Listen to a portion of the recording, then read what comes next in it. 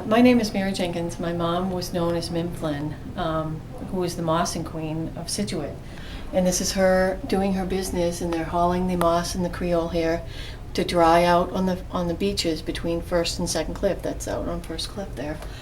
And she had an amazing industry. She started when she was 9 as a lark. This is one of the newspaper article pictures that started her career.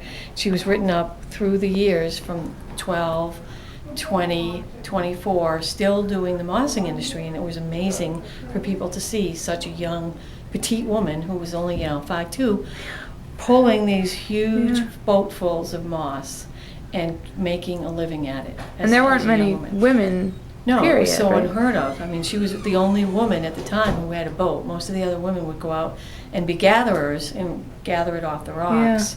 And there were a few women who later, in the 70s and 80s, who had boats, but she was the only one doing it back then. Yeah. So that was about what year? She started in 1938 or 39.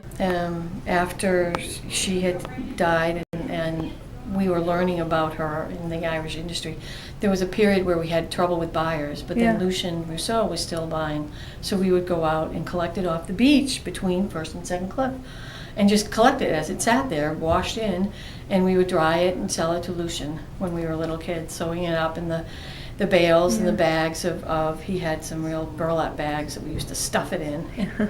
It'd have to be all dried, so we couldn't sell it wet. We'd have to dry it out on our lawn and in our driveway, and they would pack it in the bags. And so it's a fun industry, and everybody who came today has an amazing affinity and really strong memories of good times at mossing, even though it was hard work.